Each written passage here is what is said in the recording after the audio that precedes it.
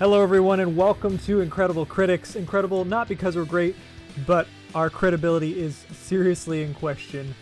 Joining me today are two special guests for a very special topic. Austin Dragovich, as you can see in the screen above me to my, screen left. And to my right, screen right above me is Peter Cutbay. How you guys doing tonight? Oh man, I am excited to delve into this a little bit. Tonight's topic is a good one, and I think we had a pretty good mix of experiences here to bring. How you doing, Pete? I'm good, and just as a note, I am a newcomer to the Lord of the Rings world. I didn't take in Lord of the Rings content until I was already a grown adult in my 20s. So I am just a humble listener for the most part for this podcast, but I'll pitch in as much as I can. Yeah, I'm going to be prompting you guys with some questions about it too. So to let the audience know who may be listening later or watching now, tonight we're talking about the Lord of the Rings, Fellowship of the Ring, Two Towers, and Return of the King, all directed by Peter Jackson. The films came out in 2001, 2002, and 2003, respectively, and became a worldwide phenomenon when they came out, based off of the much-beloved books by J.R.R. Tolkien. These movies were groundbreaking when they came out, and now it's been over 20 years since they've been released, and we have some interesting perspectives to look at tonight. I remember watching them when they all came out in theaters, grew up loving them. My dad was a huge fan of Tolkien, so he took me. So I have some great father-son memories with them. But in addition to that, just being able to see some of these films, these masterpiece films come alive on the big screen was special in and of itself. But today I'm going to be bringing in some questions to Austin and Pete because they have some unique perspective on these films, having grown up around the same time period as me, but they never really got into them or only saw glimpses of them and had more recent experiences. Pete watched them for the first time a couple years ago, and Austin just watched them for the first time this year in 2021. When this is 2022, I'm sorry, when this is being recorded. This is not a time travel podcast. So, guys, The Lord of the Rings, it's quite the journey. We watched the extended editions, too, so there was no skimping on the content. Nah, we're going to do it. We're going to do it. Pete, I will say, one of your go-to remarks about the movies, or in particular the Fellowship of the Ring, is that it's the most beautiful 3 hours of walking that you've ever watched on film. How has your perspective of the Lord of the Rings changed watching the movies, having experience going through? You lived through like the phenomena, having never watched them. Right. How does that? I wasn't even aware of the phenomena. I think so. I can't even explain it because my first exposure to Lord of the Rings was The Hobbit. And I saw that in theaters. Yeah. And I saw it, and I didn't know the story at all. I know. It's better than the sequels. But that creates a very unique perspective. So yeah, continue. Yeah, that was my first exposure. I don't know anything about the world, never read the books. I saw it because I thought it looked cool. And I took a friend. And a lot of walking. I remember there were several moments during the film where I went, that was a good movie. And then, we're still going. Okay. All right. For The Hobbit. Yeah, for The Hobbit and for all of them. I was like, that's a good movie. That's a good place to end it. Nope. Okay. Nope. We're not ending it. Okay. There's another hour and a half. All right. Cool. Like I said. But I'll say this, my final remark for this segment or for this part. Looking back on it, I think they're fantastic, but I think there's a big difference for me in terms of nostalgia. And like say, I told you when we were watching the Harry Potter films, I felt like eating popcorn, and I felt like a little kid, and I get all excited inside. Mm-hmm. Watching Lord of the Rings with you guys, I felt like getting a notebook out and like taking notes, or like homework, like in a good way though. So that's how I feel. It's interesting that you say that because of just, I mean, both films have been compared, despite the source material being vastly different in both its presentation and in the time it came out. But they're both high fantasy, and both have pretty fantastic world building. Although it's interesting, both of them approach world building in different ways. Tolkien, especially in his writing, was very, very, very, very detail oriented. Too much so, probably for the casual reader. I will probably never read the books again, despite enjoying them, just because they're very, very heavy, very thick. Not an easy bedtime read, but still very well written. And the films, I think, did a fantastic job of adapting the stories, despite there being some pretty big differences in some areas, and especially with characters and character motivations and character arcs. But those character arcs are very much needed and have to be presented differently on the screen. But I don't want to get too much into comparing the books and the movies. We're here to talk about the movies. And yeah, that's interesting, Pete, that you had that experience of watching The Hobbit first, because chronologically that would make sense to watch the Hobbit movies first. The only issue is they're unfortunately not as well made as the Lord of the Rings. How would you compare the quality of the two? I guess that's another question I'd have. Yeah, I'll answer quickly. I was just about to say, I actually really, really enjoyed The Hobbit when I first saw it. I really loved it. I thought it was a fantastic film. Now again, after being exposed to the original three, I can see why you guys are upset. And I can see why you guys feel like you got handed a bad movie. I mean, the original, the Hobbit trilogy just kept getting worse and worse, whereas the original trilogy just kept getting better and better. Mm-hmm. And you can tell that it's missing one key ingredient: love. And not in the thematic sense of the movie, but in the sense of making it. You can tell that in the original three, a lot of love went into it, and a lot of personal craftsmanship went into the making of those three movies. Whereas the Hobbit trilogy is kind of almost feels like a commercial, or almost feels like a great value Lord of the Rings. The CGI is there, the money is there. Obviously, they look expensive, but they just don't have that charm. Yeah, I'd agree. Austin, so you are kind of the guest of honor tonight, just because of the very nature of the topic. You know, we passed that 20-year anniversary for the Lord of the Rings. The big question is, how does the Lord of the Rings hold up to somebody who didn't watch them until they had reached their 20-year birthday? Now, you said you had some exposure. You watched bits and pieces and maybe part of the movies when you were younger, but for all intents and purposes, you hadn't seen them because you remembered absolutely nothing about them, really. And we're basically going in clean slate when we watched them together. Give us your initial thoughts. All right. So before I get too far in anything, I first have to give a shout out to the person who finally shamed me into watching the trilogy. And that is my friend Shelby.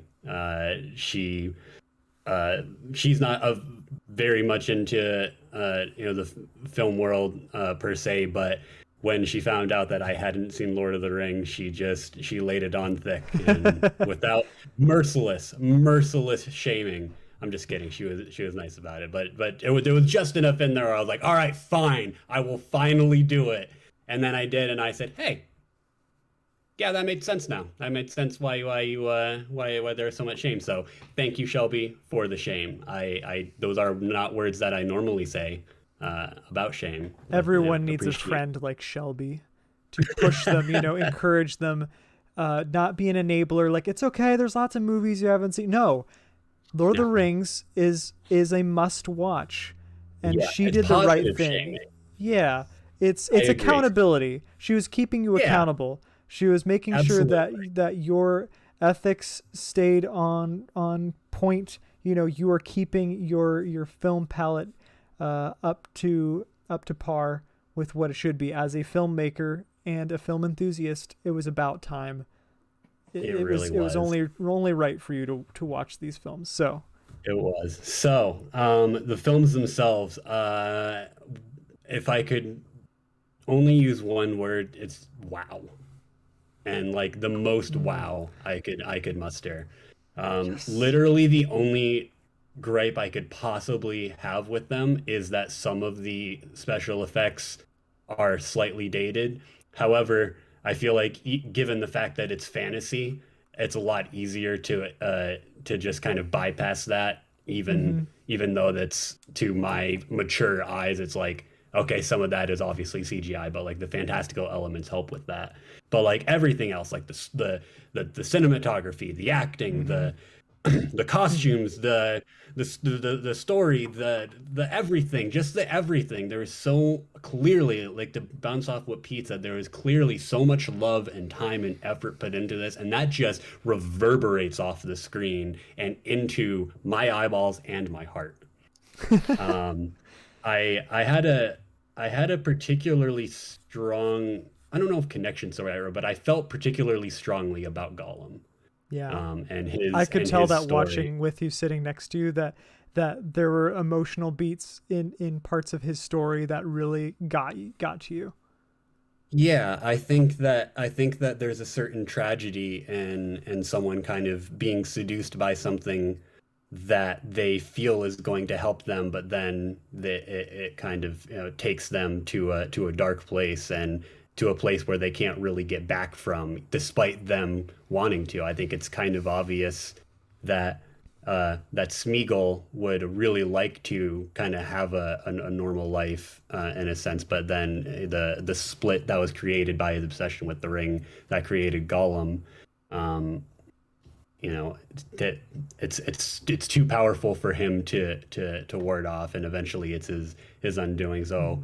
Mhm. Obviously some of the things that Gollum Smeagol does is those are they're very villainous acts, but I think they still come from a place of tragedy to me. And so even in the first movie, even in Fellowship, when Gandalf is telling Frodo about Gollum, I think that I was just like it solidified how I felt about the character, and that carried out. And so Yeah. that was kind of like my one of my biggest takeaways was how uh, Gollum's story weaved into the main narrative. But I mean, I just can't say enough about the every part of the story and about the and the themes of of determination and friendship and working together and uh, your bravery, overcoming your fears,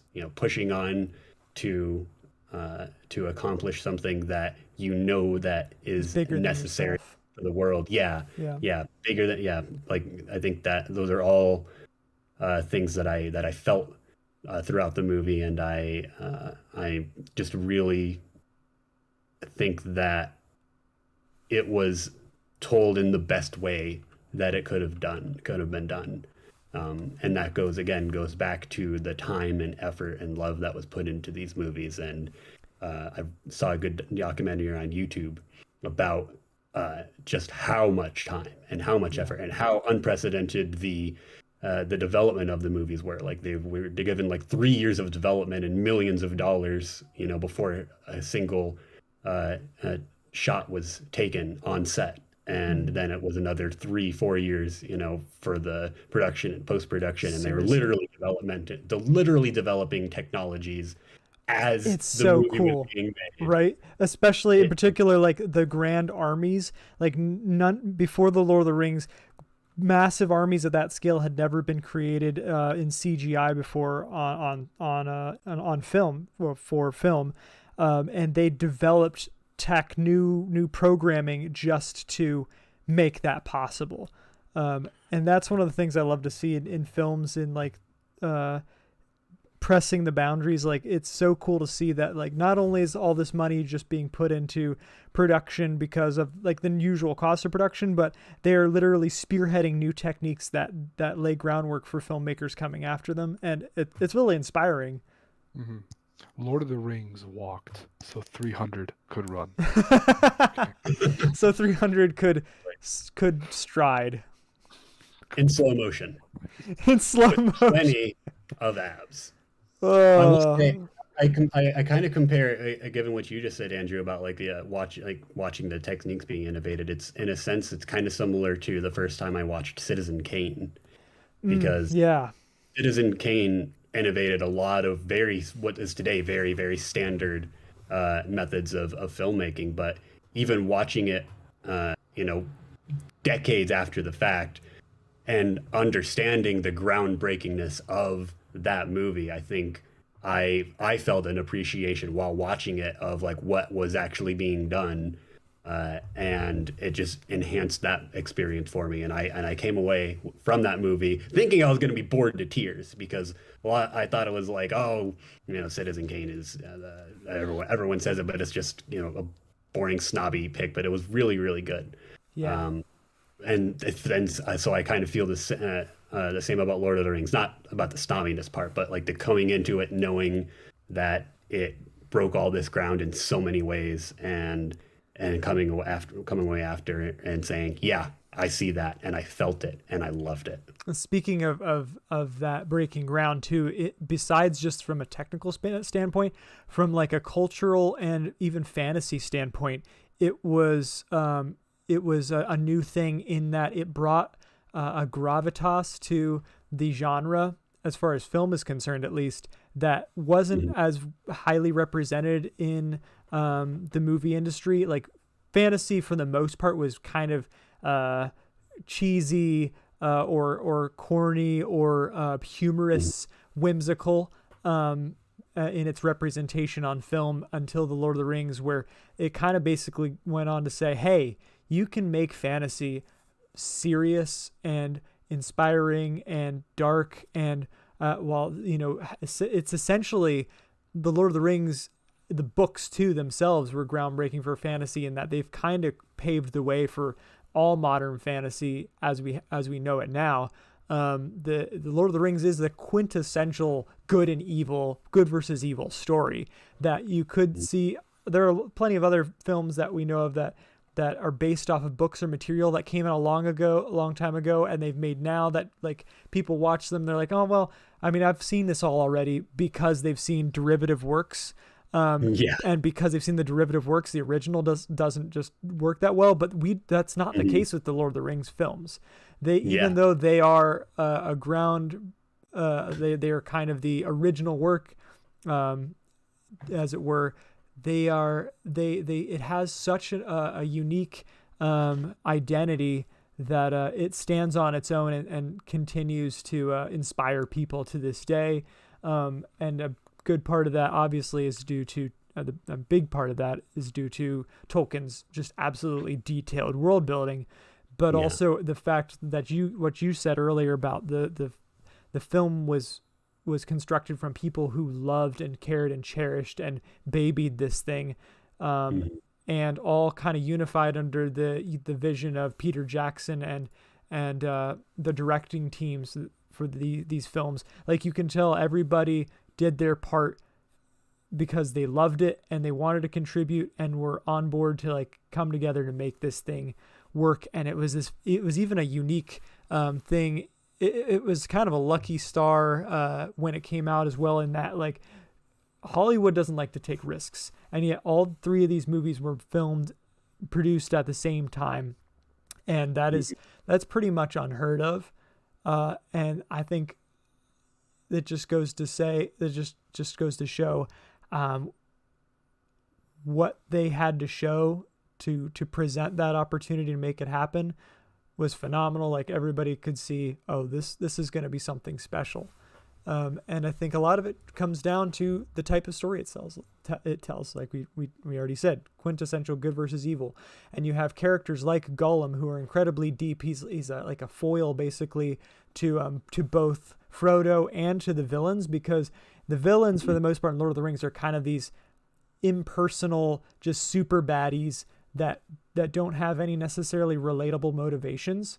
they're just bad for the sake of being bad, and I think that's great to have characters like that. You need characters like that in big epics because you want to see them fail. You don't need to relate to them. They just need to be this overarching threat that has to be dealt with.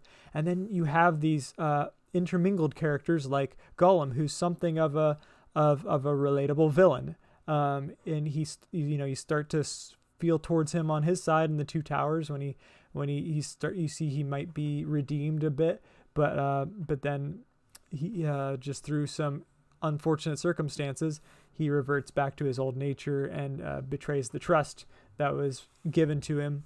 Like you said, he's a very tragic character, and you have all the other characters who are smaller villains like Wormtongue, and I guess you could say Lord Denethor to a degree, who are just terrible. And one of the things I loved most about these movies too is the way that they portray the lead characters, in as much as these are all very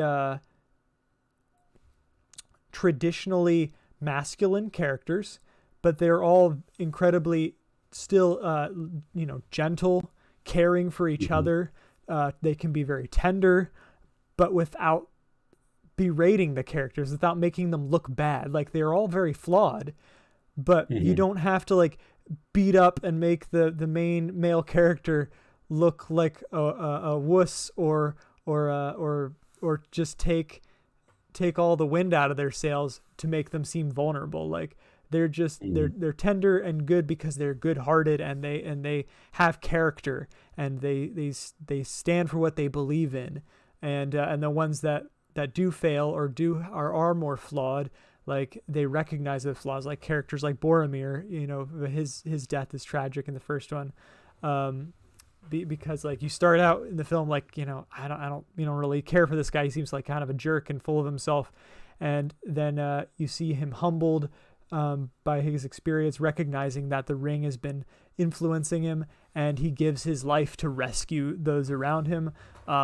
Just all the characters are so good. Sam and Frodo's relationship, their friendship, like that their friendship made me cry multiple times through the series, multiple times while I've watched it, because everybody needs a friend like Sam. Somebody who's always behind you, could carry you up a freaking mountain to help you out, despite being mistreated, taken away from home, accused of things he hadn't done, still stood by you.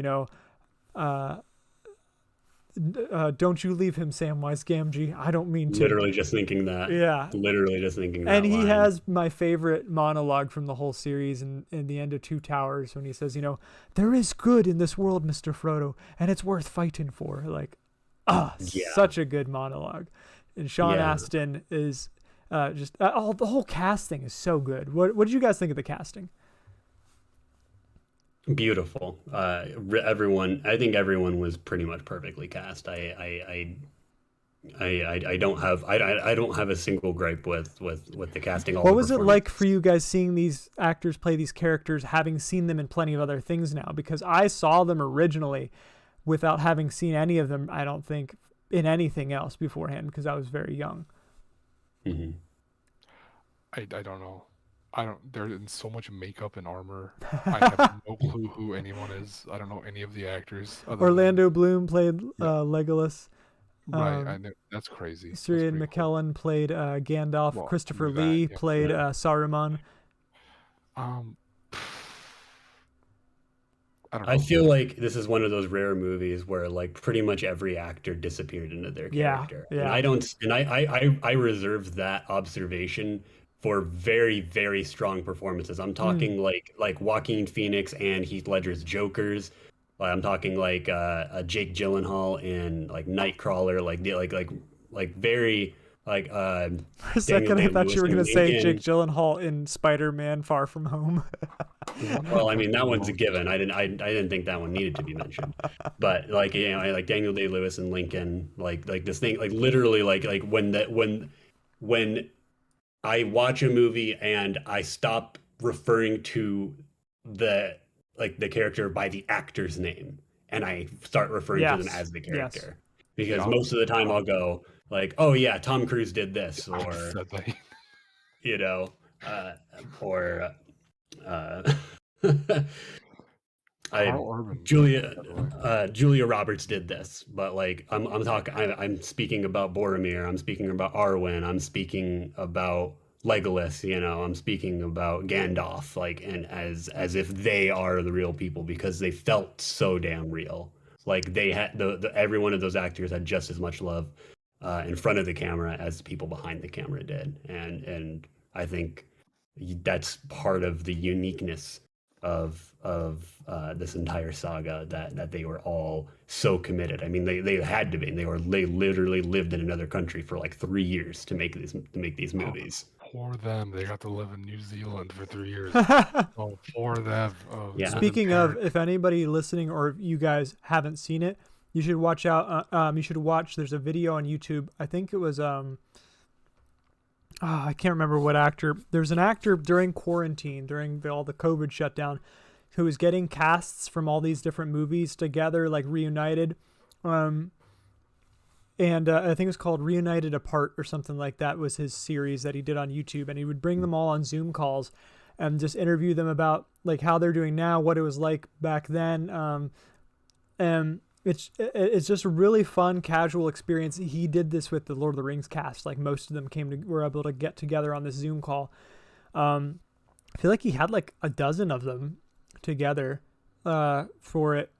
I think even like Peter Jackson was there or something like that too. Oh, wow. He got the director. Yeah, a bunch of them together. It's a fantastic interview. It's like 20, 30 minutes, something like that. But it's well worth the whole thing. I was smiling the whole time I was watching it because they're all just giddy, like seeing each other again. And you can tell that they were all a family at some point, and that is just like having a family reunion again. It's a beautiful thing to see. Yeah. One thing I want to emphasize from my experience was how well integrated the horror elements were. There were a lot of very strong elements of horror throughout all of these movies. Oh, and for sure. I'm a huge fan of horror.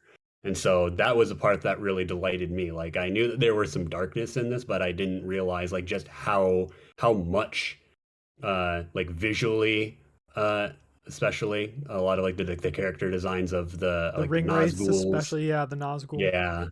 Yeah, and I thought that was really cool personally because I think that I've thought for a long time that horror is really looked down upon as a genre, but I think the fact that it was integrated so well into such a beloved and such a well told story kind of made that part of my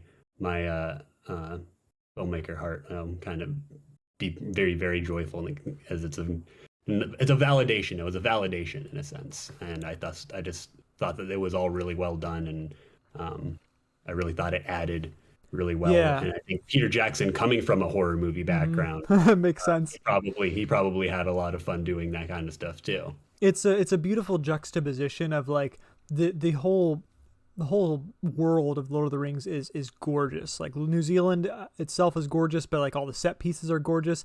And then when you juxtapose those with those horrific elements, it also helps you pull you into basically the Hobbit's perspective, because for the most part, I mean, the movie takes you through a bunch of perspectives, but I think it's kind of designed to like take you on this journey with the hobbits in particular, and they are leaving this home that they're familiar with, much like the audience is coming into this new world of the Lord of the Rings, and then like it's inserting you into kind of their perspective and seeing how scary and how out of their control this whole world and situation is. And then like how much greater the hope shines through despite all of that stuff around it is why I think these movies are so inspiring in a lot of ways. Is just there's so many messages of hope in the midst of the darkness, and fighting for those things you love, things that we've seen time and time again. These are no new messages, but they're important and beloved messages nonetheless. Yeah, well, and I think equally as important and sometimes more important than the message itself is how the message is given is and you can give a good message in a Absolutely. really poor way Mm-hmm. and then it actually takes away from the message. But when you have a story like this that successfully uses like the juxtaposition and the deep complex characters and the interweaving narratives throughout, when you have all that and it comes together in a series like this, it's I think an example of some of the best of storytelling in general, regard Mm-hmm. like outside of genre, outside of medium. It's just a series of extremely well told stories that give a message that gives us hope in the dark world that we live in, because our world has darkness too. It's just not, it might not come as amped and obvious as Sauron's eye, but I think that it's a very helpful message to receive, and because we know that those things are often metaphors for things that happen in our Mm-hmm. world, and but one another reason why I love the horror element so much, exactly what you said about the juxtaposition. I always think that the best horror movies and the best serious horror movies are ones that use the horror to help us see how bright the light actually is. Mm-hmm. Yeah. Well said. Pete, do you have any ending, closing remarks about the Lord of the Rings? I'm just gonna be negative since you guys were just incredibly positive for the Oh, past like oh, 60 minutes. please, yeah. I'm actually gonna tell you why I don't like Lord of the Rings. Oh. Um, it's not that I don't like it. It's kind of like watching people eat broccoli and like love broccoli and tell you how good broccoli is for you and how incredible broccoli is, and I'm just like, I don't like broccoli. I'm like, I understand how great it is. A couple negatives for me, Lord of the Rings. It's too sappy. It's too like evil is evil, good is good. I think it suffers from when the evil is too evil and when the good is too good. It becomes boring. It's like I understand it's very wholesome, but 9 hours of that, it gets a little like childish for me. Like, where is the complexity? I understand, you have characters like Gollum. Um, Here's the thing though. When I first saw Gollum in the original trilogy, I went, here we go again, Jar Jar Binks. Here we go again. But thank goodness it wasn't anything like that. Um, it was like if Jar Jar Binks was done right. So that was like What refreshing an to see. odd comparison. Yeah, like I have many compliments for Lord of the Rings. It's just that it's not a story that resonates very deeply with me. Mm-hmm. Oh, by the way, like, a joke I wanted to crack earlier, Austin, when you were talking about the complexities of Gollum and how it connected with you. I was Mhm. gonna say I felt like Gollum too, but with Rocket League. After 4,000 hours of lost my hair, my teeth are crooked, I speak in riddles. That's okay. Anywho, Rocket League is your litmus test for how good a film is. yeah, it's like here's a good example. This is Lord of the Rings. It's delicious, like amazing white chocolate truffles. It's incredible if you eat one, two, or three of them. But for me, Lord of the Rings is like 17 of these in a row. It's just too much. It's too much sweetness, too much like like sweet, like long strolls, heroic walks, and just like to give me some like gray, moral gray something. It's like the same issue I have with Star Wars sometimes. But Star Wars handles it by not being 9 hours long. Um, and Yeah, only like 7.5 or 8. yeah, but I can take it because it's that extra hour they cut off. That's like, thank you. Like I get the message. I don't need another hour of this, which is fine. I get it, but to the point, sometimes like there were some shots in there that just felt like, okay, you're just bragging now that you're in New Zealand. Get it? Because you know how Instagram people are. They're like, it's always better in person, and it's hard to convey that to through a screen. Like I'm not in Mhm. New Zealand.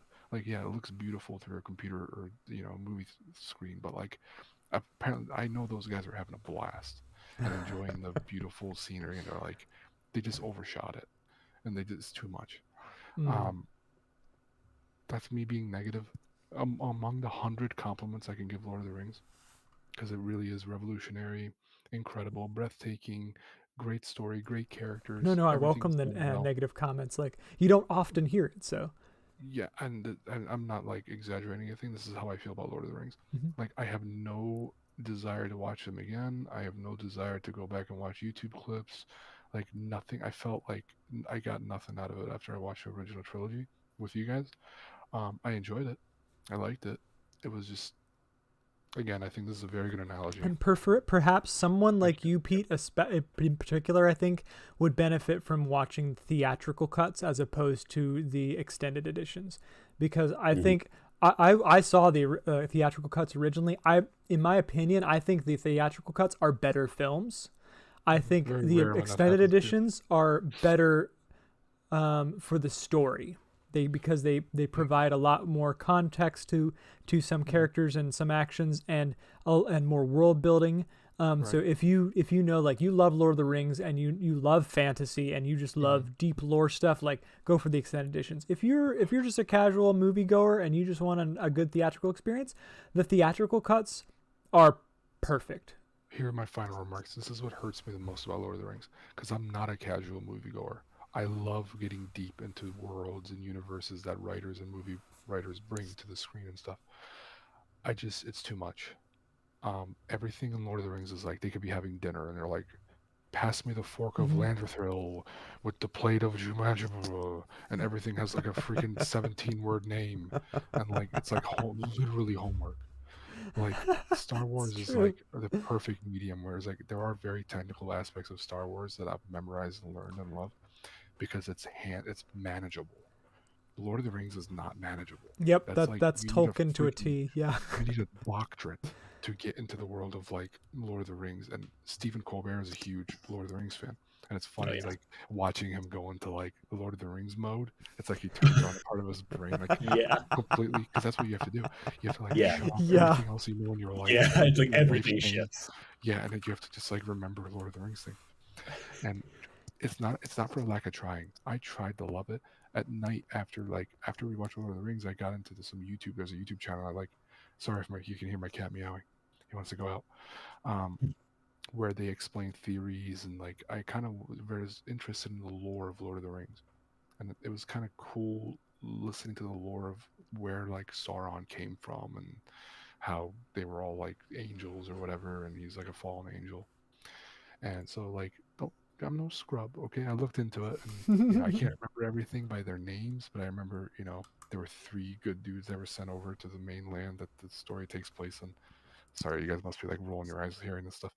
Me trying to explain it like this.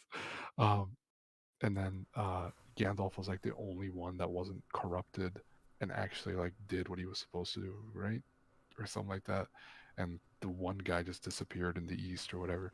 So it was that stuff was more fascinating to me. I wish there were a couple movies made about that stuff. That like that more ethereal, like You might really see out some there of it stuff. in the show. I don't know. I hope I have it'd be my cool. heavy doubts about the show, Um, but who knows? We I won't would know like until to we see it. see more of that because if Lord of the Rings, if Lord of the Rings needed anything, I think it's very grounded.